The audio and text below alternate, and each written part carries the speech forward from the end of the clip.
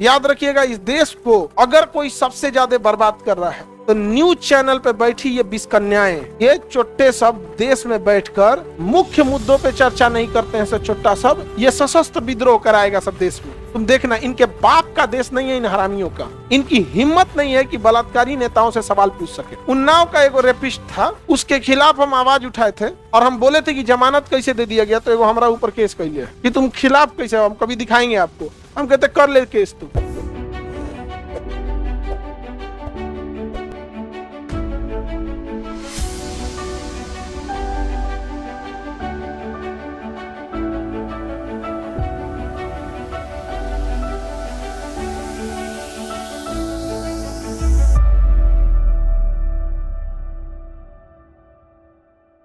याद रखिएगा, इस देश को अगर कोई सबसे ज्यादा बर्बाद कर रहा है तो न्यूज चैनल पे बैठी ये 20 कन्याएं इतनी नीचता कर दी हैं सब। ये सब आप इन्हें नाम लेके गरियाना चालू करो, तब जाके इन्हें समझ में आएगा। यहाँ पर ये चोट्टे सब देश में बैठकर मुख्य मुद्दों पे चर्चा नहीं करते हैं। सब चोट्टा सब ये सशस्त्र विद्रोह कराएगा सब देश में। तुम देखना, इनके बाप का देश नहीं है इन हरामियों का। समझ में आया कि नहीं आ गया? यहाँ पे देश इतना सुंदर हमारा है कि जहां पर हर इंसान एक दूसरे से मिलजुल कर रहता है। यह देश ऐसा है कि जब एपीजे अब्दुल कलाम की मृत्यु हो गई थी तो पूरा देश सन्नाटा छा गया था। एक समय के लिए किसी को लगा नहीं था कि ये उनके अपने आप को कह रहा था ये खबर गलत है।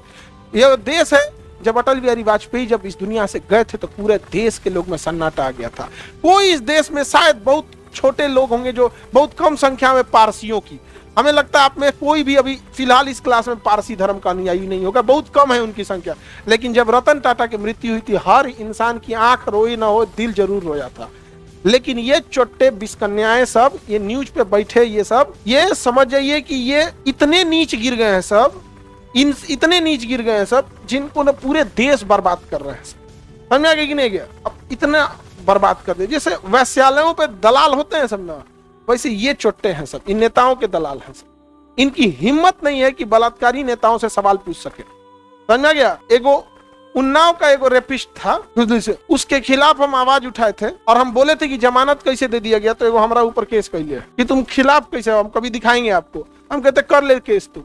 आज भी देश का ईमानदार वकील मेरे साथ है, तुम्हारे बेईमानों से हमको नहीं डरना लगता। हमरा ऊपर कैले, हमरा ऊपर ओकरा भुला के हम बिहारी हैं लोग। इन मुकदमा केस FIR हम लोग का गहना है, इसाजो सिंगार है हम लोग का। नहीं समझ में आ गया?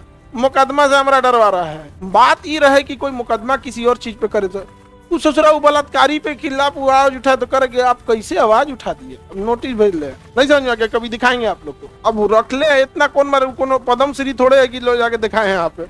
लेकिन बस हम आपको ये बताना चाह रहे हैं कि किस हद तक नीच गिरे हैं सब। उनका कहना था यार, कुछ भारत में देखो भारत में हजारों लोग हैं जो समाज को इन्फ्लुएंस करते हैं, लेकिन उसपे कुछ लोग ऐसे होते हैं जिनकी बात को लोग सुनते हैं, हाँ ठीक है बोल रहे होंगे, लेकिन किसी के बात को सुनने के बाद लोगों को लगता है कि नहीं मामला सही बात है, ये बात रियलिटी है। नहीं समझे? हम लोग लाइफ में कभी कोनो चीज का प्रचार प्रचार नहीं किए कि हाई करना होगा, तो जो भी बोलते हैं ना तो केस कर लिया हमारा ऊपर। मीडिया तबाह कर रही है, देश को किस ओर ढकेल रही है? सशस्त्र विद्रोह की ओर ढकेल रही है। और इन ससुरन को समझ में नहीं आ रहा है, मीडिया वाले लोग कहियो इस छनकेगा सब लोग ना, तो फिर समझ जाना उनको धोएगा चालू करेगा। समझ में आ गया कि नहीं आ गया? हाँ, अगल बगल के पड़ोस के देश में देखे थे ना कि मीडिया के लोग ढेर पब्लिक का मुद्दा नहीं उठा रहा था, धोआया सब।